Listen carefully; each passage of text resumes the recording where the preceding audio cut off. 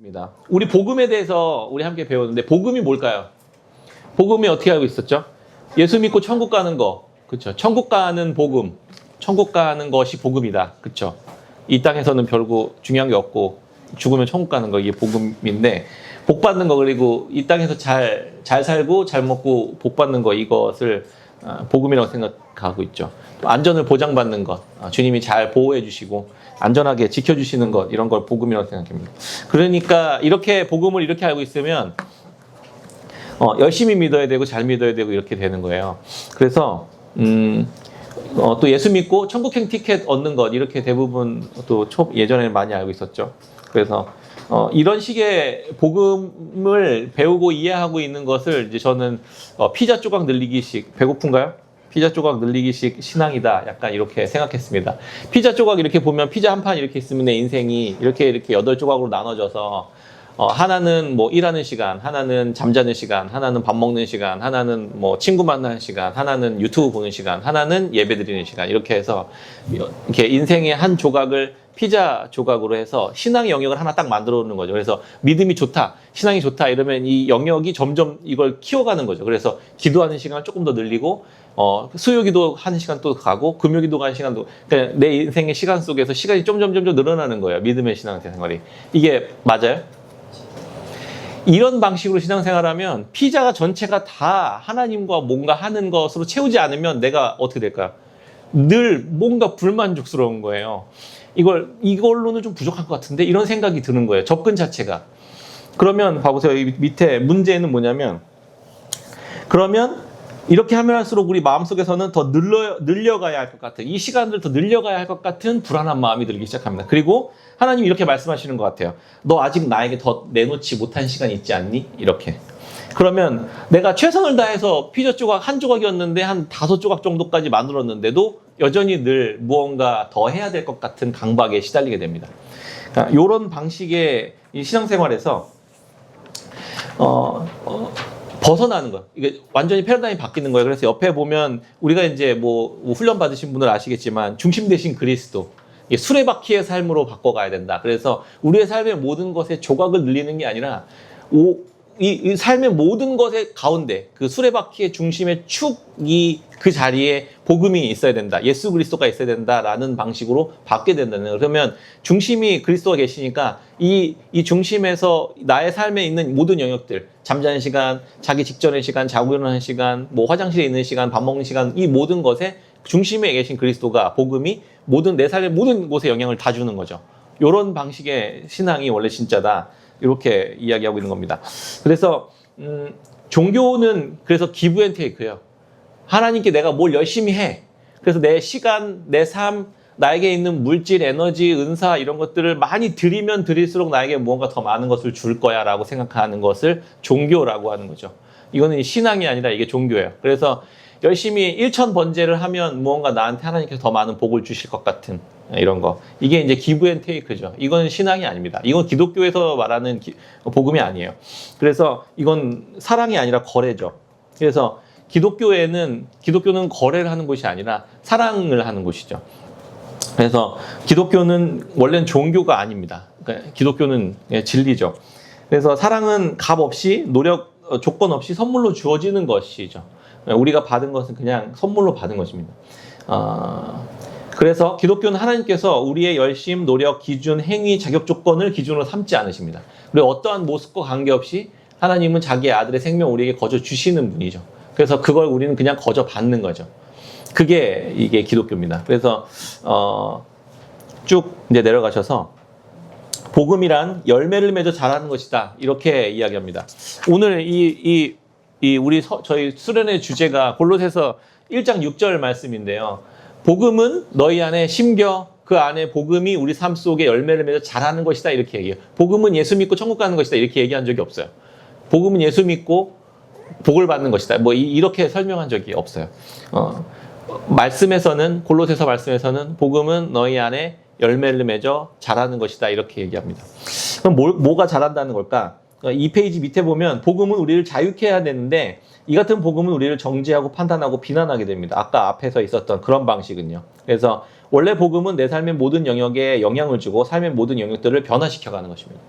내 삶의 모든 것이 되진 않죠. 그러니까 피자를 전체를 만들려고 하지 않는다는 거예요. 피자 전체가 내 모든 삶을, 그렇게 되면 이제 인생의 삶의 모든 시간을 다 단절하고 이제 수도원으로 들어가는 거예요. 그러니까 그걸 해도 안 되는 거죠. 그래서 옛날에 수도사들이 뭘 했어요? 계속 고행을 했잖아요. 들어가도 안 돼. 내 시간을 다 들었는데도 뭔가 내 마음속에 이 죄의 문제도 해결이 안 돼. 그래서 무릎으로 막 계단을 막 1000개씩 올라가 보고, 막 깨진 유리병, 율잔 이런 데를 막 몸으로 기어서 걸어가 보기도 하고 막 이렇게 해본 거예요. 근데 그래도 안 돼요. 그래서 중심된 그리스도의 방식으로 바꿔야 된다. 그리고 3페이지 맨 위에 줄에 보면은 바울은 복음을 예수천당 불신족이나 예수 믿고 복받고 성공하는 것이라고 가르치지 않고 복음은 우리 속에서 열매를 맺어 자라는 것이다. 이렇게 설명했습니다. 복음은 소식입니다. 그래서 많이 얘기했죠. 일본에 이게 침략됐을 때 우리나라가 그 나라를 빼앗기고 있었던 그때에 우리에게 복음은 무엇이었죠? 해방되었다는 소식인데 어떻게 해방됐죠? 우리가 뭘 애써 수고해서 해방된 게 아니라 일본에 뭐가 뻥 터져가지고 걔네들이 나 항복 이렇게 하니까 우리에게 근데 너네 자유야 이렇게 되잖아요. 그러니까 우리는 그냥 오늘도 그냥 노예처럼 농사 짓고 있었는데 어느 날인가 너네 자유래라는 소식이 딱 들린 거예요.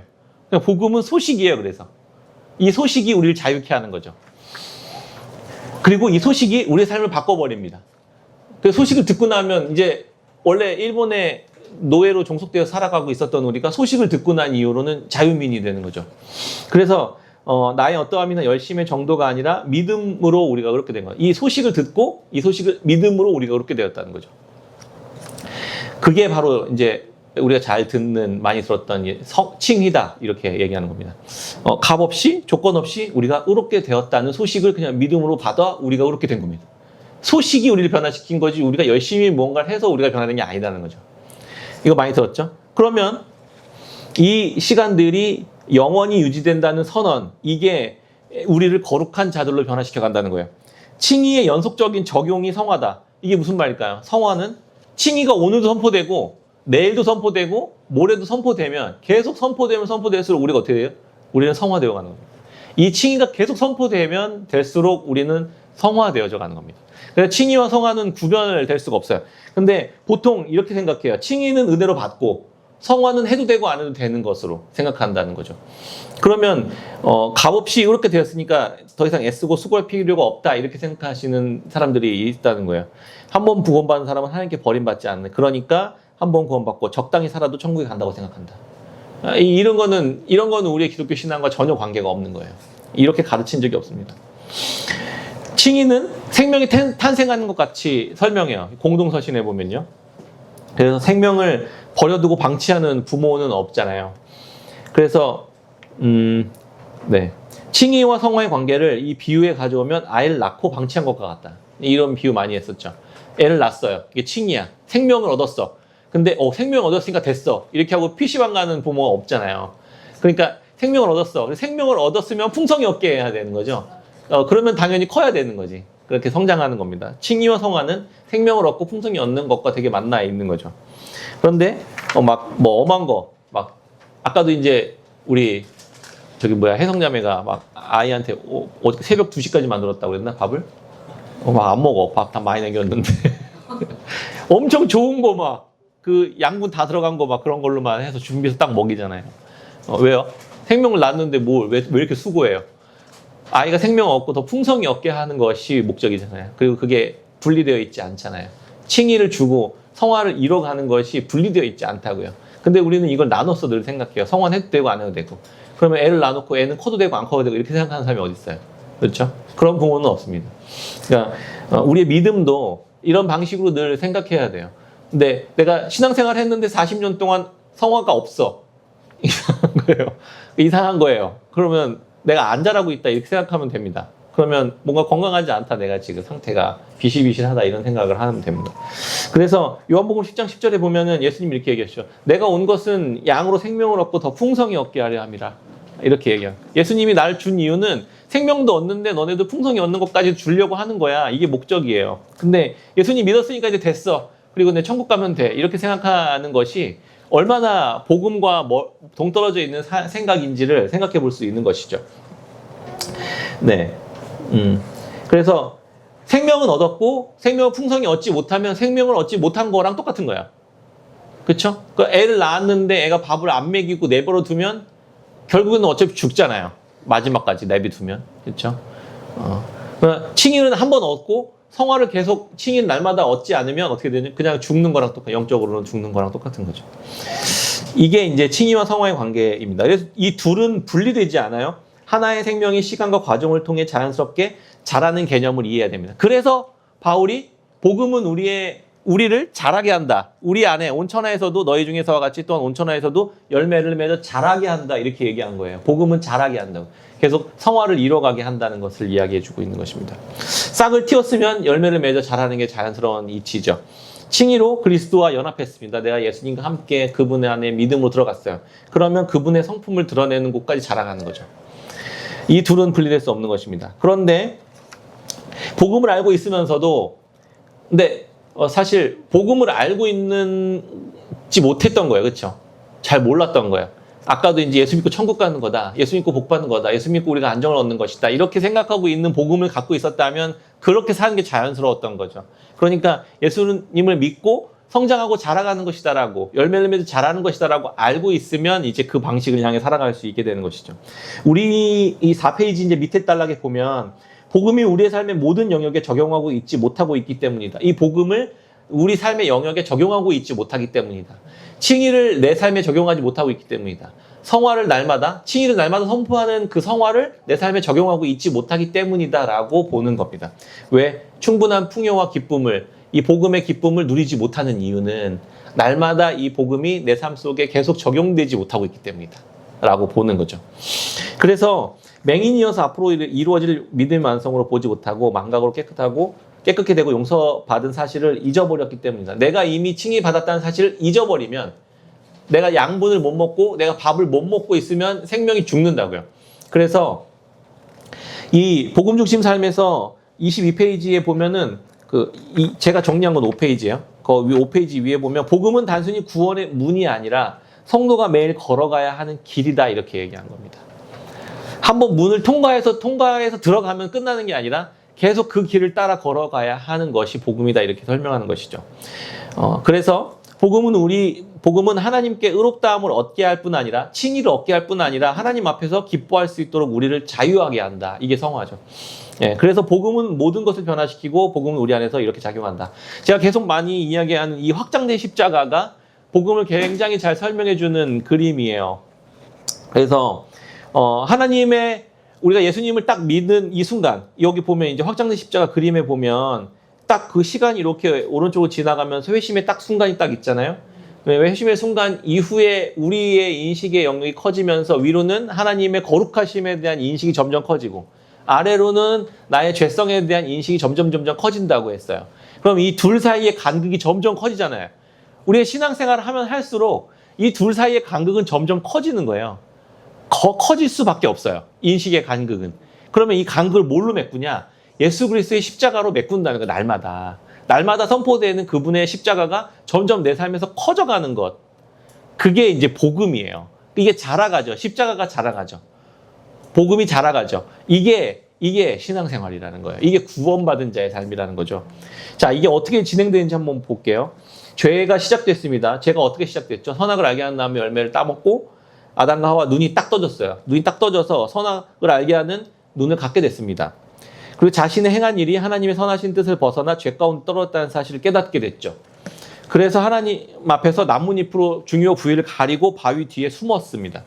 그리고 나서 주님께 발각되고 난 뒤에 추방당했죠.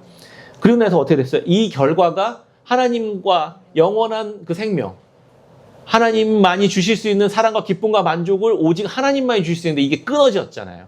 그러면 어떻게 되냐면 하나님 이 생명으로부터 분리되고 단절되니까 떨어져 나간 가지처럼 점점 말라 죽게 된다는 거예요. 이게 우리의 현실입니다. 그래서 결과는 파괴와 분리와 단절과 상처만 남게 되는 끔찍한 결과를 얻게 된 거예요. 이게 모든 인간이 가져온 원죄예요. 원죄. 예. 그래서 복음은 이렇게 분리되어 있었던 우리들에게 어떻게 해요? 복음이 뭐예요? 분리되어 있던 우리들에게 다시 하나님과 연결해 주는 거야. 다시 하나님을 만나게 하고 하나님과 연합할 수 있게끔 해줬다는. 어떻게? 예수 그리스도께서 친히 오셔서 그분을 만나게 하심으로, 그분 안에 믿음으로 들어가게 하심으로 하나님과 연결된 거예요. 끊어졌는데 다시 연결된 거죠. 이 소식을 믿음으로 하나님과 분리된 우리는 다시 하나님과 완전한 연합하게 되었고 죄 가운데 벗어나 의로운 삶을 살 수 있게 되었습니다. 이게 처음 알게 된 게 확장된 십자가에서 요 회심의 지점인 거예요. 예수님을 딱 알게 된, 예수님을 딱 보게 된, 믿게 된 그 지점. 다시 연합하게 된 그 지점. 그게 칭의가 선포된 그 지점이다. 이렇게 설명하는 거죠. 이렇게 그리스도인들은 복음을 듣고 회심의 순간을 딱 맞이합니다. 하나님 앞에선 내가 얼마나 큰 죄인인지를 이해하고 하나님의 크심도 이해하고 그 사이에 예수 그리스도의 십자가가 딱 채워주셨다는 사실을 경험하게 되는 거예요. 이걸 보통 이게 첫 만남 뭐 이런 식으로 표현하죠. 예수님 첫 만남 가졌던 그 기억 잊어버리셨습니까? 뭐 첫사랑을 회복해야 됩니다. 뭐 이렇게 첫사랑을 다시 회복하는 게 아니에요. 그게 커지는 거지. 그 계속 맨날 첫사랑만 생각하면서 하는 건 그거 이상한 거예요. 그러면 심장 터져요. 그래서 안 됩니다. 복음은 하나님과 관계없이 살아가고 있었던 우리가 하나님에 대한 인식이 생기게 하셨다. 하나님에 대한 인식이 생기게 하셨다는 거죠. 여기서 되게 중요한 게 인식이다 이렇게 얘기했습니다. 인식의 성장. 인식이 커지는 거예요. 실제 커지는 게 아니라. 이게 무슨 말이냐? 첫 번째는 위로 하나님에 대한 인식이 성장한다는 거예요. 하나님에 대해서 인식이 성장합니다. 하나님을 점점 더 알아갑니다. 그렇죠? 이게 어떻게 표현했냐면 6페이지 밑에 보면 이걸 제가 아기와 모빌로 생각하다가 설명했어요. 아기가 딱 태어나면 시력이 0.03 정도, 0.03 정도래요. 2개월차에 2, 3m 정도 거리에 있는 것을 인식할 수 있는 0.05 정도의 시력이 된다. 그러니까 시력이 잘 안 보이는 거예요. 그러니까 앞에 있는 물체만 이렇게 구분할 수 있는 정도의 시력이, 아이는. 그래서 6세 정도가 되면 1.0 정도 된대요. 그러니까 아직 희성이는 1.0도 안 되는 거예요, 시력이. 그치? 그러니까 잘 안 보여요. 그러니까 애가 너무 이상한 짓을 해도 좀 이해해야 돼요. 안 보여서 그래요. 그러니까 누워있는 아기한테 이제 깐난쟁이 애기한테 모빌을 딱 열어주잖아. 아까 우리 은주가 모빌 만들어 왔는데 뭐 그런 거 딱 열어주잖아요. 그럼 모빌이 이렇게 뱅글뱅글 돌잖아요. 예전에 우리 애들은 그거 했는데 모빌이 이렇게 뱅글뱅글 도는데 모빌이 0.02인 애가 모빌이 딱 나타나면 갑자기 뭔가 물체가 검은 게 딱 나타났다가 싹 사라지죠. 또 물체가 딱 나타나고 딱 나타나면 오 깜짝 놀랐다가 또 이렇게 사라지고 또 막 나중엔 좋아하고 이렇게 하잖아요. 그게 바로 인식이에요. 인식. 애기는 세상에 대한 인식이 없어요. 눈이 없으니까. 뭐가 있는지 몰라요. 이제 듣기만 하고 이렇게 하겠지. 근데 뭐가 눈앞에 딱 나타났어. 그럼 딱 인식하는 거예요. 뭐가 있구나. 나중에 이게 뭐 예를 들면 뭐 모빌이다라는 걸 알게 되는 거죠. 이거 어디서 나타났지? 애가 모빌을 인식했죠. 근데 그 인식한 순간 그 모빌이 생긴 거예요. 그 모빌은 언제 생겼죠? 애기가 태어나기 전부터 있었잖아요. 그렇죠? 부모님들이 이 애가 나올 거라는 걸 알고 준비해 놓은 거잖아요. 미리. 그 전부터, 내가 존재하기 전부터 있었다고요. 근데 지금 인식한 거예요. 내 눈이 지금 보이니까. 인식의 성장이라는 게 그거예요. 하나님에 대해 인식했어요. 하나님 알았어요. 하나님이란 분이 계시네? 한번 인식했어요. 그러면 인식하는 순간 하나님이 생긴 거예요? 하나님 언제부터 있었던, 영원 전부터 계셨던 분이 내 눈이 이제 지금 본 거예요. 그분을 조금. 그러면 내가 인식하면 어떻게 돼요? 그분에 대해서 알게 된 거죠. 요만큼. 그럼 그 다음에 인식이 성장하면 그 다음에 조금 더 알게 되죠. 모빌을 알게 됐으면 나중에 내가 태어나기 전부터 요만한 조그만한 신발을 하나 엄마 아빠가 만들어 준비해 놨구나라는 걸 인식하죠. 그럼 그 인식하면 신발이 생긴 거예요? 아니, 그 전부터 있었잖아요. 있었던 걸 하나씩 인식하는 거죠. 인식이 성장하는 거라는 거예요. 없었던 게 생기는 게 아니라. 이게 이해되시죠? 하나님에 대한 거룩하심의 인식이 성장하는 것도 마찬가지예요. 내가 하나님에 대해 거룩하심을 알았다고 해서 그때 하나님이 거룩해지시는 게 아니라고요. 하나님은 영원히 거룩하신 분인데 내가 그만큼 안 거예요. 코딱지만큼. 인식한 거예요. 이해되시죠? 그리고 요만큼 안 거를 이제 다음에 조금 더 많이 알게 되고 조금 더 많이 알게 되고 이렇게 점점 더 커진다고요. 하나님을 알게 되면. 회심하는 순간 이후부터 시간이 지날수록. 그렇죠? 동시에 죄에 대한 인식도 커진다는 거. 무슨 말이냐? 내가 죄인이라는 사실을 인식했죠. 한번 인식했어요. 그럼 내가 이걸 인식하면 그때 죄가 생긴 거예요? 하나님 입장에서 한번 생각했어요. 죄가 내가 한번 졌어요. 이 죄를 지을 걸 하나님이 알았어요, 몰랐어요? 하나님은 알았죠. 하나님 알고 있었던 거예요. 그럼 나한테 뭐라고 얘기하실까요? 알고 있었어, 이렇게 얘기하는 거죠. 그걸 알고 예수님이 십자가 지신 거예요. 근데 나는 요만큼 내 죄에 대한 인식을 한 거야. 그렇죠? 근데 그래서 요만큼 인식하고 예수님 십자가 가서 이 문제를 해결받아서 내 안에 하나님의 은혜가 커졌죠. 그리고 나 다음 날 되면 어떻게 돼요? 요만큼 해서 또 다른 요만큼의 죄가 내가 이런 사람이었어라는 거 인식이 커지죠. 그러면 인식이 없었던 죄가 내가 더 생긴 거예요? 아니요. 난 원래 그런 사람이었던 거예요. 내가 그걸 이제 안 것뿐이지. 내가 이제 그걸 인식한 것뿐이에요. 이해되세요? 내가 원래 그런 사람이었던 거예요. 내가 그걸 이제 알은 것뿐이지. 이게 너무 중요합니다. 없었던 죄인, 내가 내일 또 죄를 지을 텐데 내가 그만한 죄인인 걸 내가 모르고 있었을 뿐이에요. 그게 드러난 것뿐이에요. 내가 이제 인식한 것뿐이에요. 인식했으면 어떻게 한다? 내 안에 그 인식된 죄악된 모습을 가지고 하나님 앞에, 거룩하신 하나님 앞에 내가 이런 죄인인데 거룩하신 하나님 앞에 가려고 하니까 가져요, 안 가져요? 이 간극이 너무 큰 거예요. 이거 못 메꾸는 거예요. 이 간극을. 하나님은 이렇게 영광스럽고 거룩하신 분인데 난 이렇게 점점 더 큰 죄인이라는 걸 인식하게 되는 이 간극을 인식하면 하나님 앞에 나갈 수가 없어요. 애초에 우리는. 그래서 어떻게 해요? 그래서 예수님께 가져가는 거예요. 그래서 십자가 앞으로 가져가는 거예요. 이걸.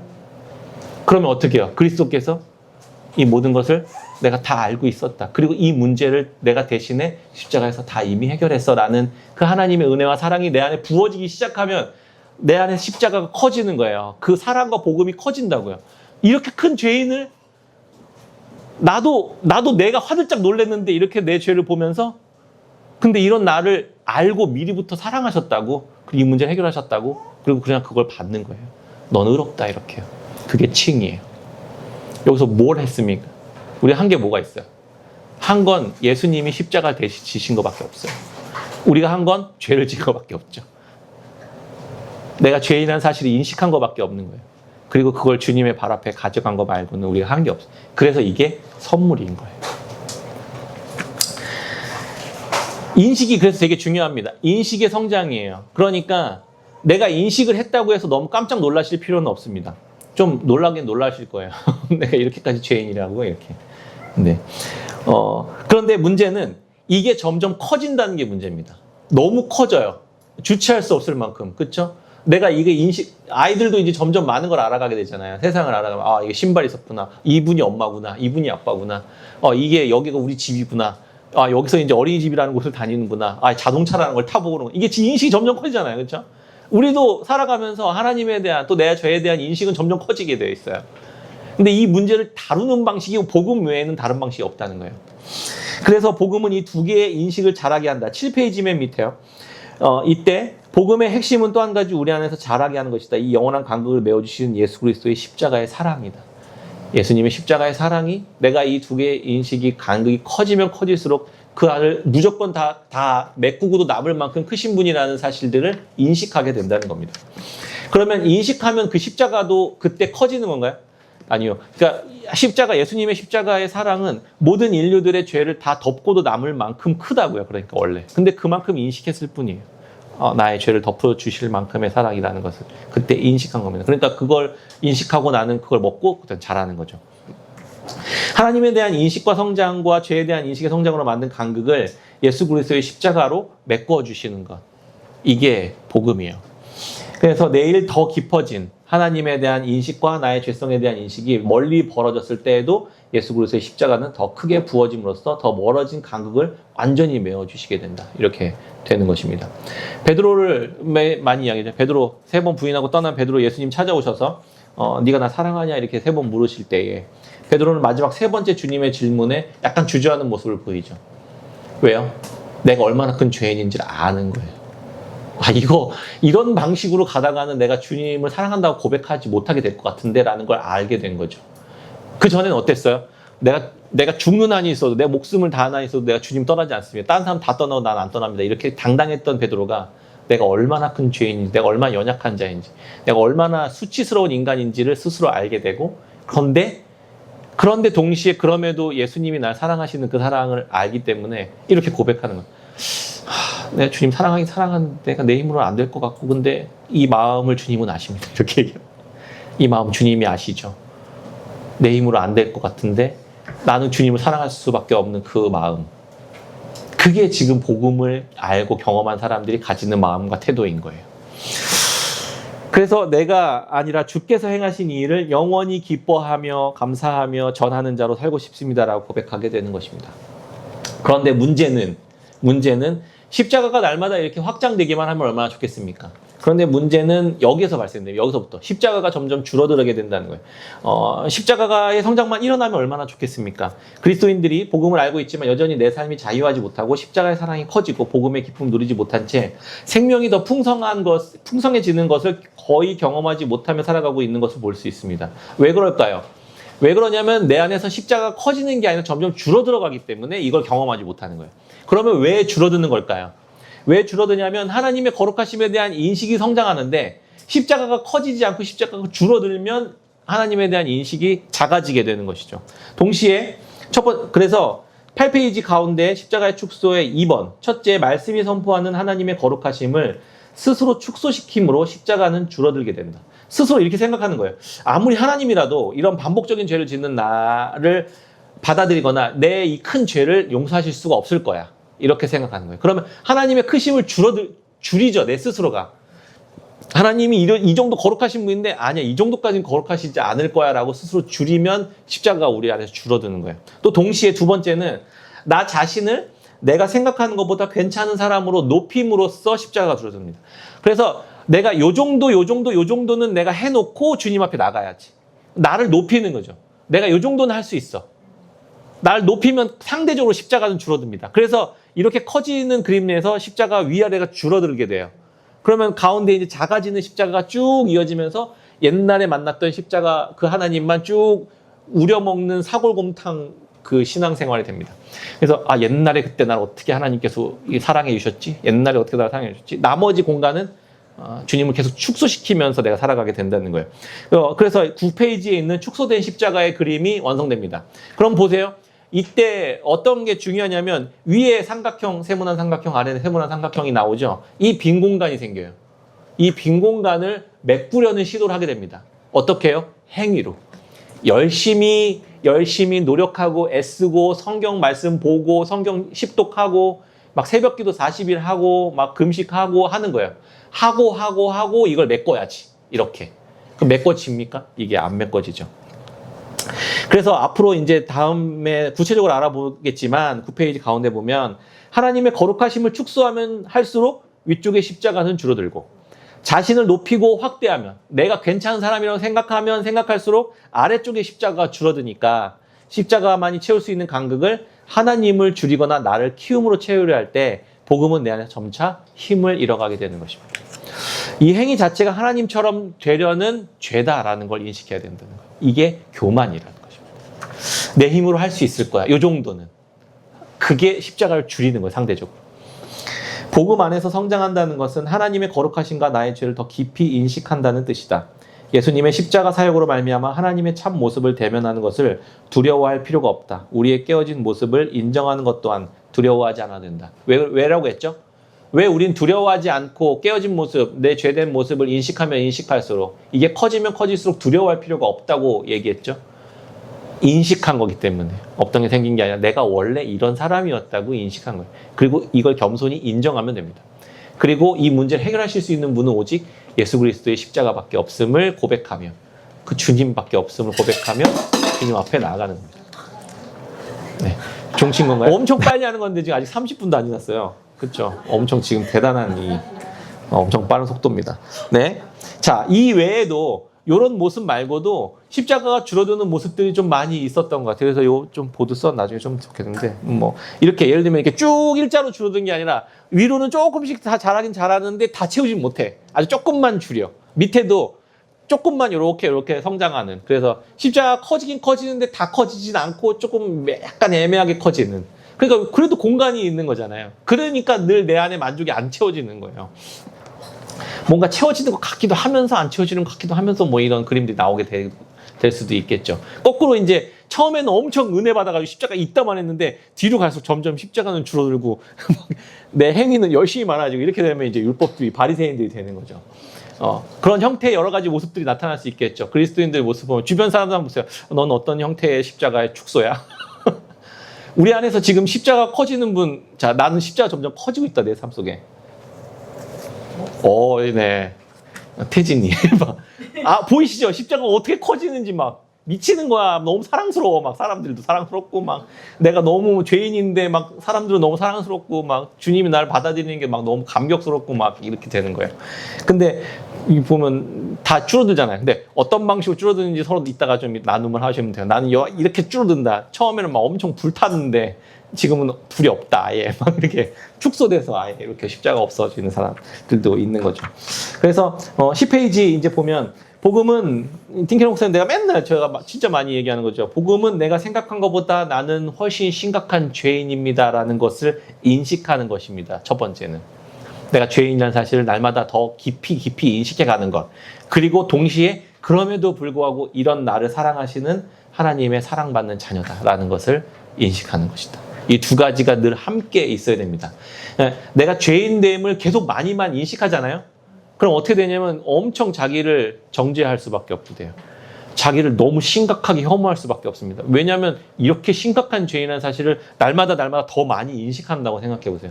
견딜 수가 없어요. 그러니까 병이 걸려요. 자기 스스로가. 그래서 막 나는 바보 멍충이야. 난 이거밖에 안 돼. 나는 나가 죽어야 돼. 뭐 이런 생각밖에 안 드는 거예요. 왜냐하면 이 문제를 내가 내 힘으로 해결할 수 없거든. 또 동시에 이거는 생각하지 않고 내가 죄인됨이라는 생각하지 않고 나는 하나님의 사랑받는 자녀야만 계속 생각해. 그럼 어떻게 돼요? 죄는 죄대로 엄청 계속 막 짓는데 난 하나님의 사랑받는 자녀지. 난 하나님 용납받는 자녀지. 아주 위선적인 사람이 됩니다. 아주 혐오스러운 인간이 되는 거죠. 막 눈물 막 예배들이 막 엄청 막 은혜로 막 넘쳐나는데 막 뒤에서 막 사기치고 있고 뻔뻔하게 나 그럼 난 하나님 사랑받는 자녀지 뭐. 이렇게 살아가는 거예요. 내 속에서 점점 그리스도와 십자가에서 죽어가고 내 속에 십자가를 통해 하나님의 은혜와 사랑은 점점 커져가는 것. 이게 복음이라는 것이죠. 이것이 하나님께서 그리스도를 내어주셔서 이루신 복음입니다. 이 복음만이 나를 사랑 안에서 변화시켜 가게 되는 것입니다. 혹시 이거 줌이요? 이거 줌. 우리 평상시에 예배 때 썼던 줌이에요? 여기 지금 배민지 집사님 들어오셨나요? 평상시 썼던 링크가 아닌 것 같아, 내가 보니까. 그래서 못 들어오신 것 같아.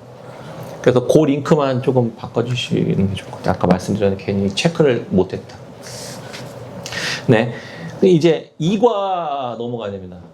그러네. 네. 2과 넘어가야 됩니다. 10페이지에 보면, 이제 여기에서 죄를 축소하려는 6가지 태도가 있어요. 방어, 가장, 은신, 과장, 비난, 경시.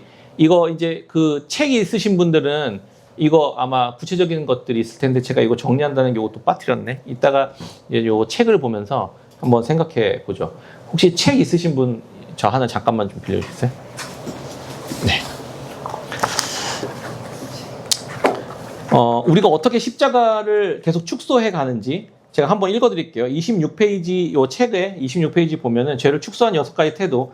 보통 방어의 태도를 보입니다. 나는 나의 약점이나 죄에 대한 지적을 쉽게 받아들이지 못한다. 방어적인 태도. 그런 일을 당하면 나는 변명하거나 내가 잘한 것들을 말하거나 나의 결정을 정당화하려 한다. 그 결과 사람들은 내게 접근하기를 주저하고 나는 내 삶의 힘든 일들에 대해 좀처럼 이야기하지 않는다. 가장. 나의 현재의 지위와 좋은 이미지를 유지하기 위해 여러 가지 노력을 한다. 나의 행동은 다른 사람의 시선에 따라 변한다. 나는 내 삶을 돌아보는 것을 좋아하지 않는다. 그 결과 많은 사람들이 진정한 나의 모습을 잘 모른다. 나조차 나의 참 모습을 잘 모르겠다. 은신. 나는 나의 삶을 특히 나쁜 것들을 최대한 숨기려는 경향이 있다. 이는 가장과는 다르다. 가장은 다른 사람에게 보이려는 것이 목적이지만 은신은 수치심에서 비롯된다. 나는 사람들이 나의 참 모습을 사랑하거나 수용할 수 없다고 생각한다.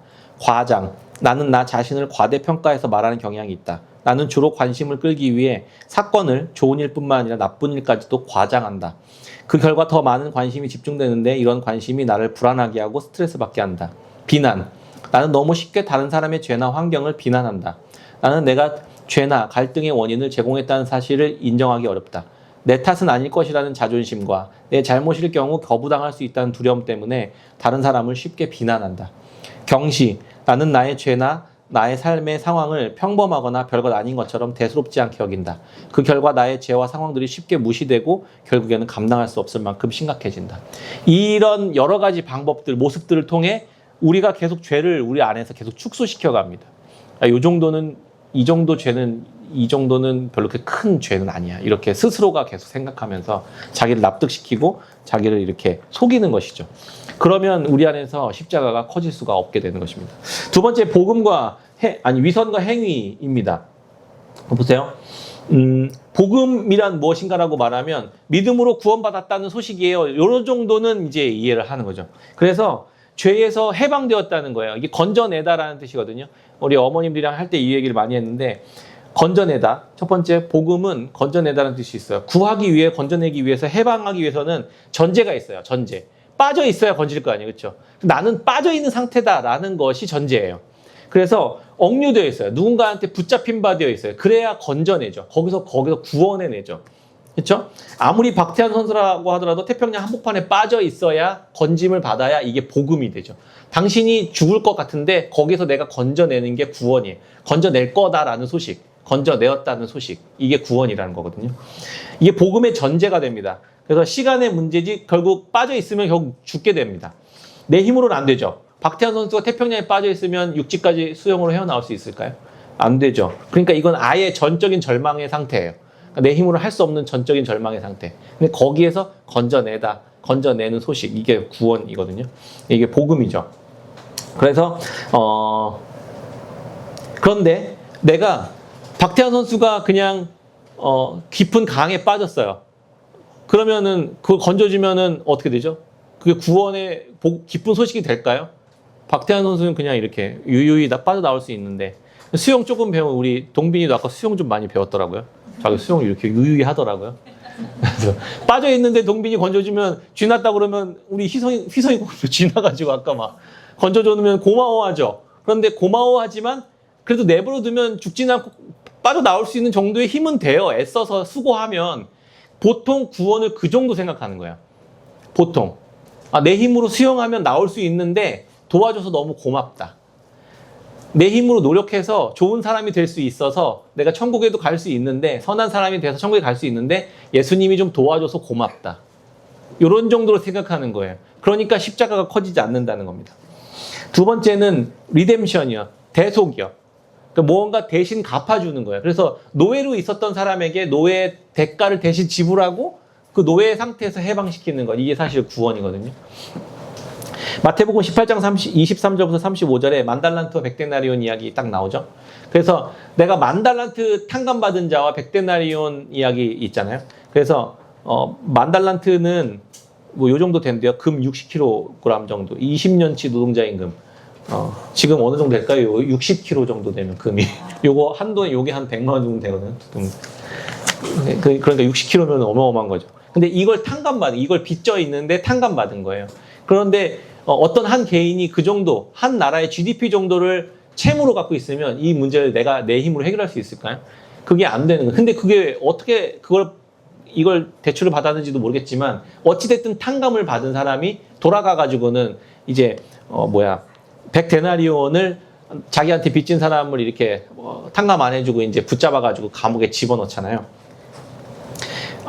네. 그래서 만달란트를 빚진 사람이 내 힘으로는 이걸 해결할 수 없는 거죠. 대대손손 내 아이의 사돈의 팔촌까지 이거를 날마다 빚을 갚아도 이자를 못 감당하는 거죠. 그러니까 영원히 노예로 살 수밖에 없는데 이걸 탕감시켜주는 것. 이게 사실 구원이거든요. 네. 누군가 대신 내 죄에 대한 값을 치러야만 벗어날 수 있는 상태에 빠져있다는 것이 전제입니다. 전제. 내 힘으로는 이 문제를 해결할 수 없어. 내 죄의 문제를 내 힘으로는 절대 해결할 수 없어라는 게 이제 사실 전제예요. 여기에서 예수님이 건져낸 것이다라는 거. 내가 얼마나 큰 탕감을 받은 사람인지, 얼마나 큰 구원을 받은 사람인지를 인식하는 것이 너무 중요한 것이죠. 네. 근데 이게 전제가 잘못되면 십자가가 축소된다는 거예요. 아까도 그런 얘기했지만, 그냥 쥐가 났는데 그냥 강에 빠졌어. 근데 거기서 건져줘요. 그러면 고마워. 이 정도는 되는 거죠. 근데 내가 죽었는데 살린 건 아닌 거죠. 네. 그래서 힘들겠지만 1억 정도 탕감받은 거 정도라고 생각하는 거예요. 그래서 좀 1억은 큰 돈이긴 하지만 내가 그래도 애써서 아껴서 열심히 살면 그래도 메꿀 수 있는 돈이잖아요. 그러니까 요 정도 예수님이 탕감해준 느낌으로 예수님 좀 고맙지. 근데 1억 탕감 안 줬으면 좀 큰일 날 뻔했어. 근데 너무 고맙긴 해. 요 정도 생각하니까 예수님의 우리에게 베푸신 은혜가 그렇게 크게 느껴지지 않는 거예요. 그래서 복음에서 멀어지는 그리스도인의 두 가지 특징이 뭐냐면, 오랫동안 신앙생활을 해도 복음이 날마다 복음의 전제가 이게 잘못되어 있기 때문에 그만큼 십자가의 능력과 은혜의 감격의 크기는 늘 부족하게 여겨지게 되는 이유가 여기에 있다. 복음의 능력이 작아서가 아니라 우리 스스로 죄의 능력과 권세가 얼마나 깊고 큰지, 내가 얼마나 큰 죄인인지에 대한 인식이 작기 때문에 복음의 십자가가 작게 느껴진다는 거예요. 그래서 내가 얼마나 큰 죄인인지를 많이 인식하는 것이 복음을 더 크게 경험할 수 있는 전제가 된다, 이 이야기를 한 것입니다. 그래서 틴케러 목사님은 11페이지 밑에 복음은 늘 율법주의와 율법 폐기주의로 떨어질 위험이 있다. 이런 상태에서 복음에서 멀어지는 그리스도인의 특징은, 복음에서 멀어지는, 점점 멀어져 가고 있는 그리스도인의 특징은 두 가지인데, 하나는 율법주의고 하나는 율법 폐기주의다, 이런 얘기를 했죠. 첫 번째는 율법주의인데, 복음을 복음으로 받아들이지 못하고 내 자신의 행위와 열심과 선행을 의지하는 것입니다. 그래서 그림의 밑에 보면 축소된 십자가 42페이지, 위에 작은 십자가, 삼각형의 그 빈 공간을 내 행위, 열심, 선행으로 채우려고 하는 의도, 그 시도, 이게 이제 율법주의라는 거예요. 그래서 또 반대로는 율법 폐기주의는 죄에 대한 인식을 한 후에 기계적으로 은혜로 모든 것을 덮어버리려고 하는 거예요.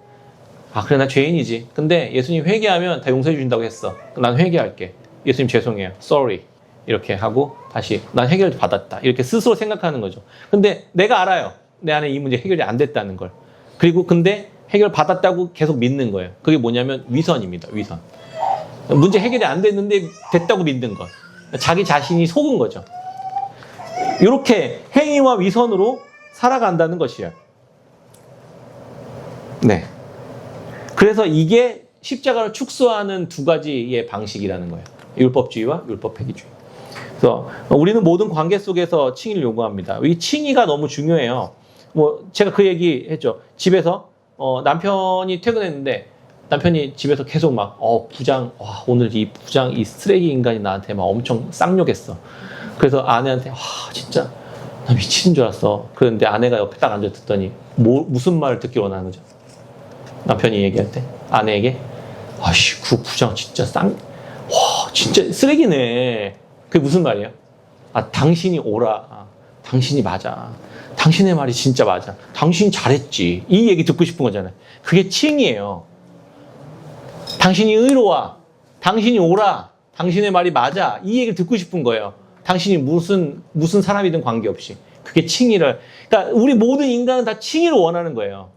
근데 봐봐요. 곰곰이 들어봤더니 지가 잘못했네.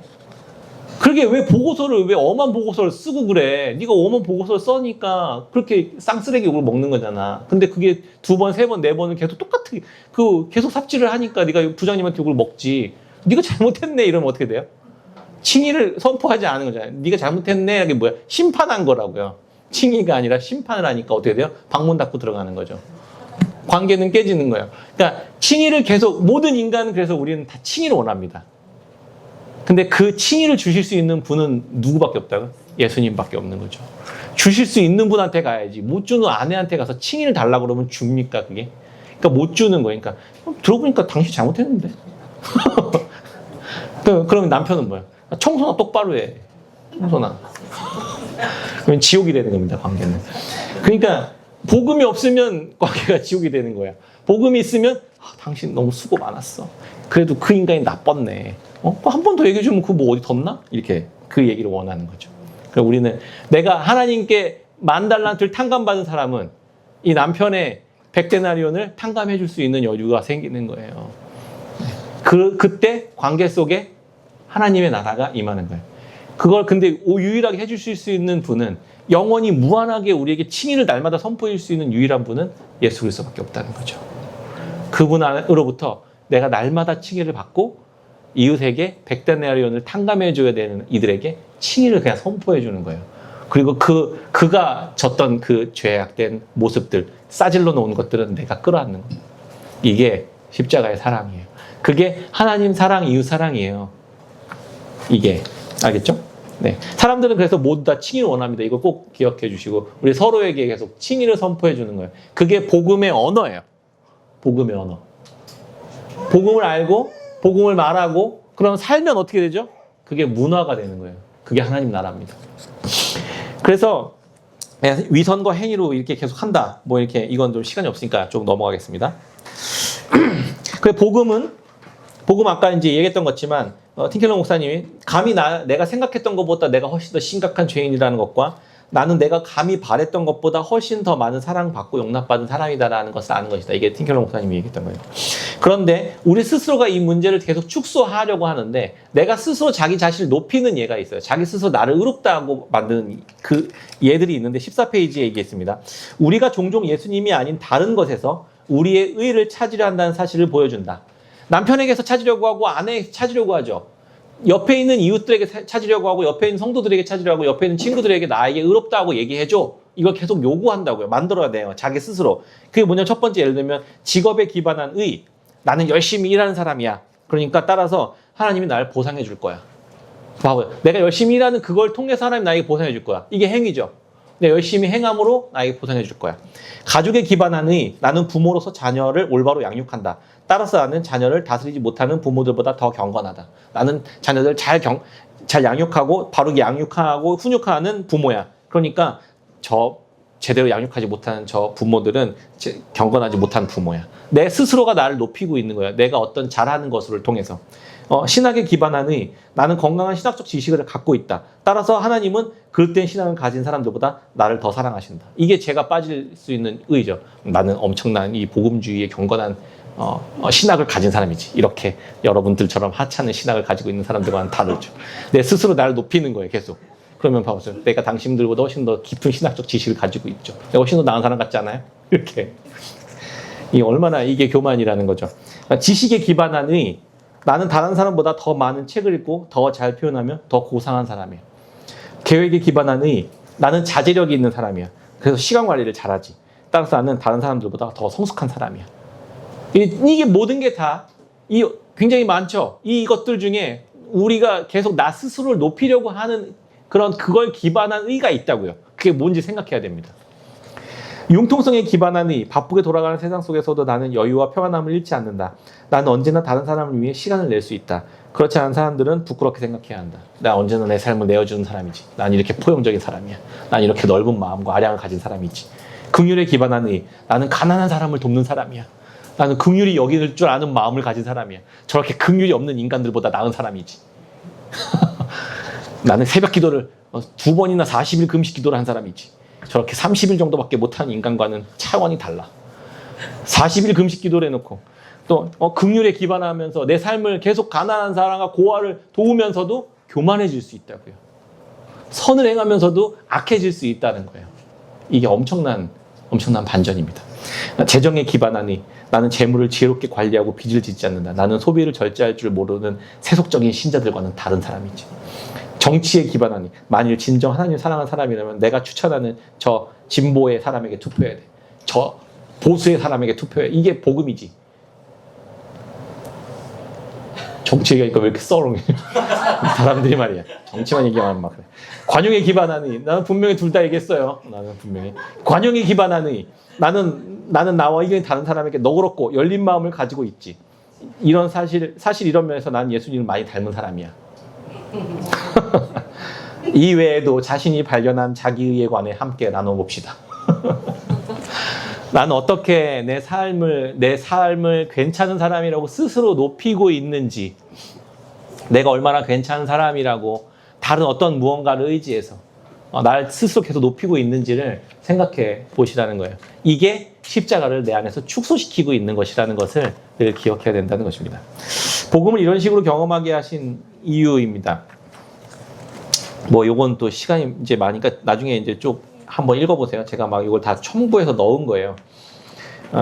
그래서 16페이지 보면 이제 우리가 또 빠지는 되게 중요한 부분들이 있는데요. 사단이 우리에게 계속해서 십자가가 커지는 것을 방해합니다. 어떻게 방해하냐면 시간이 지날수록 내가 계속 죄인됨을 깊이 이해한다고 했잖아요. 인식이 계속 커지잖아요.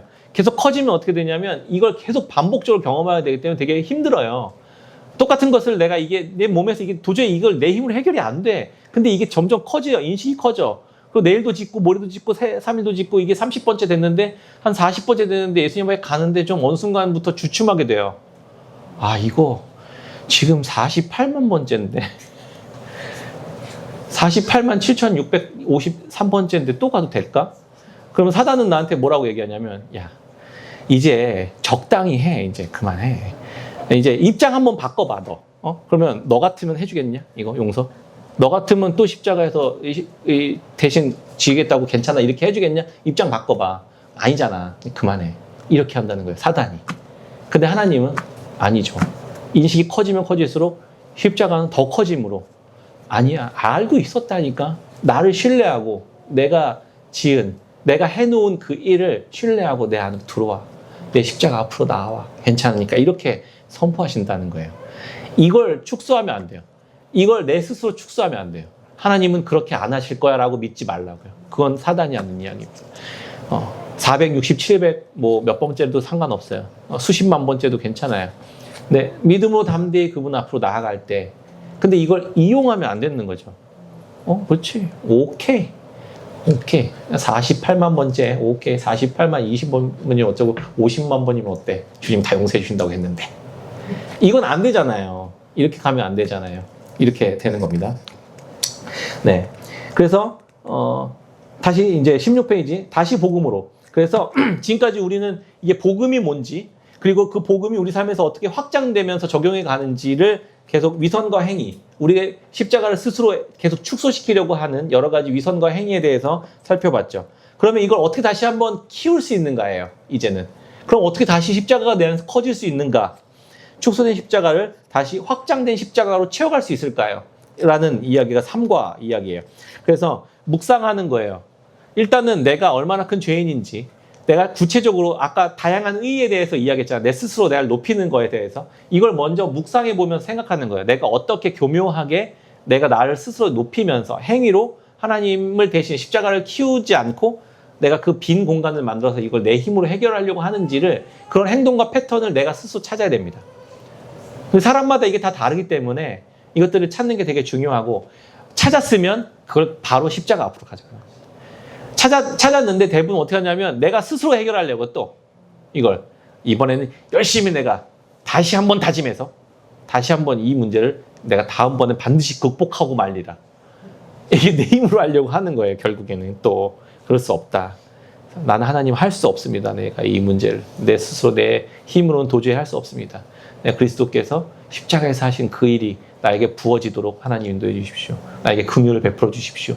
이렇게 주님 앞에 또 가지고 나아갈 때 십자가는 내 안에서 커지게 될 것입니다. 예수님 그런 분이에요. 그래서 여기서는 이제 되게 중요한 이야기를 하는데, 행위와 미선으로 십자가 축소하는 우리의 죄된 본성을 구체적으로 어떤 것인지 알게 됐죠. 그럴 때마다 우리 안에 스스로가 이제 선포해야 할 복음이 있는데, 그게 뭐냐면 두 가지라고 이야기하는 거예요. 하나는 수동적 의와 하나는 양자됨의 복음이다, 이렇게 얘기합니다. 수동적 의가 뭐냐?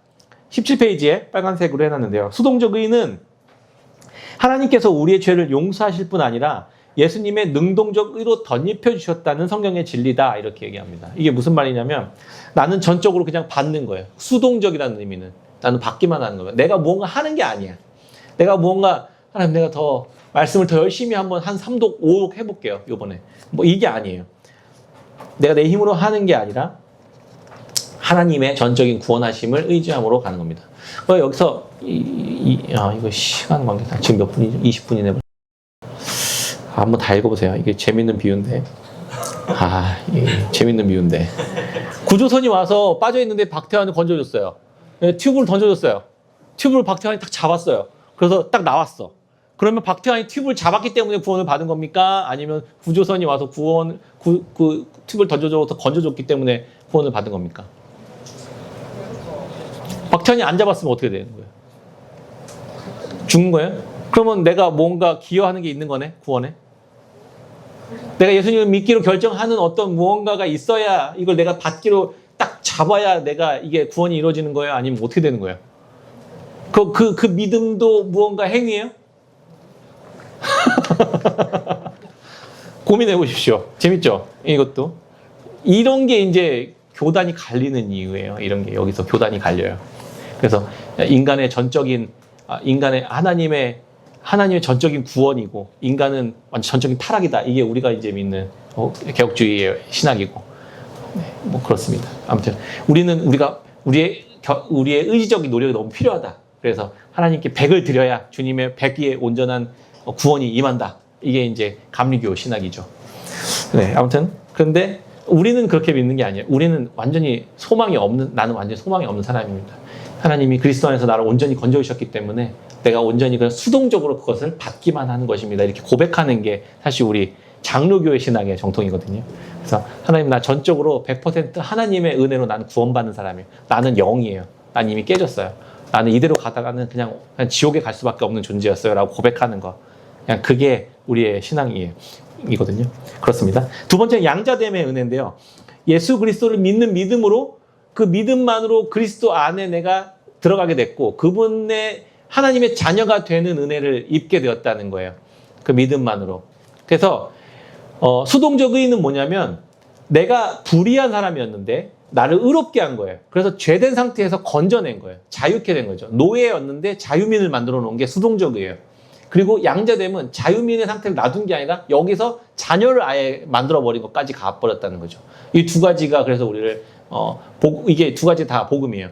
그래서 노예 상태에서 건져서 자유로운 사람이 됐고 이 자유의 사람을 아예 자녀까지 삼아버린 거예요. 그래서 거지로 살고 있었던 우리에게 왕궁의 왕실의 자녀로 넣었다, 이런 이야기를 제가 많이 했죠. 그런 겁니다.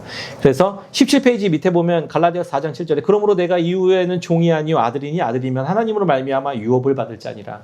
하나님의 자녀로 삼아주셨다는 것. 그게 양자됨의 복음이거든요. 그러니까 우리가 이제 십자가를 계속 내가 축소시킬 때마다 이 두 가지를 선포하는 거예요. 나는 아무런 자격 없이, 아무런 행한 것 없이 거저 하나님의 십자가의 은혜와 복음이 내 안에 쏟아져 들어왔다. 이게 내가 수동적인 의의를 내가 받은, 내가 의롭게 된 사람이다. 내가 죄인이지만 의롭게 된 사람이다라는 복음을 선포하시라고, 자기 스스로에게. 그리고 또 두 번째는 뭐냐면 그냥 내가 의롭게 된 것뿐만이 아니라 내가 하나님의 사랑받는 자녀라는 사실을 선포하라고요. 근데 이게 어떨 때 선포되냐면 내가 심각한 죄인이라고 생각하는 그 순간에 선포하는 거예요.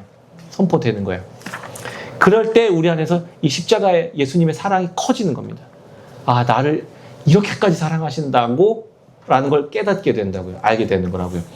그래서 이걸 잃어버리면, 이 사실을 잃어버리면 고아가 되는 거예요. 다시. 그래서 이 힘이 아니라 내 힘으로 다시 무언가 하나님의 사랑을 얻으려고 노력하기 시작합니다. 그래서 제가 이런 얘기 했잖아요. 집에 갔는데 이제 희성이가 막 방을 무릎 꿇고 앉아가지고 막 방바닥을 막 반듯반듯 닦아가고, 내가 이렇게 열심히 행하지 않으면, 내가 이렇게 엄마가 기뻐하는 일을 하지 않으면 나 엄마한테 버림받을지도 몰라. 이러면서 막 열심히 막 방바닥을 닦아요. 그리고 막 자기 신발 막 엄청 빨아요. 그리고 막 각 잡고 탁 앉아있어. 나 시끄럽게 하면 쫓겨날지도 몰라. 이러면서. 그게 고아예요. 이미 자녀가 됐는데 고아처럼 사는 거죠. 하나님 앞에서도 우리가 그렇게 살아간다고요. 하나님의 자녀가 됐는데 열심히 내 신발을 뭔가, 이 비유라는 거 아시죠? 신발 빨지 말라는 게 아니잖아요. 가만히 기도하면 신발 빨아진다는 의미가 아니라는 거 아시죠? 그냥 농담인데 너무 심각하게 재밌게 하려고 그랬던 건데 시간이 없어가지고. 자, 알겠죠? 우리 고아처럼 살면 안 된다는 거예요.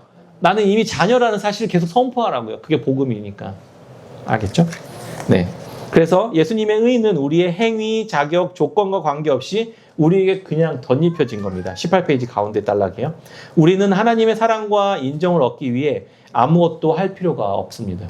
우리의 진정한 정체성은 내가 예수 그리스도 안에 있다라는 이 사실이 내 정체성이에요. 복음의 기쁜 소식은 하나님께서 우리가 어떤 사람이어서 우리를 사랑하시는 것이 아니다. 그분은 우리가 어떤 사람인지 알고 계심에도 불구하고, 내가 얼마나 심각한 죄인인지 알고 계심에도 불구하고 우리를 사랑하신다는 거예요. 우리의 죄는 바다처럼, 태평양처럼 너무나도 크고 넓고 깊습니다. 알아가면 알아갈수록 너무 커가지고 감당이 안 돼요. 그런데 하나님의 은혜와 사랑은 우주만큼 크고 넓기 때문에 그 바다를 덮고도 남을 만큼 크고 깊다라는 것을 알게 되는 것입니다. 회개와 믿음만 반복되면 종교생활 되는 것이고, 여기서 멈추면 안 되고 이 과정을 통해 십자가가 커지는 걸 경험해야 된다는 것입니다. 회개와 믿음, 회개와 믿음, 회개와 믿음, 이걸 계속 반복하는 게 사실 종교생활이에요. 신앙생활이에요.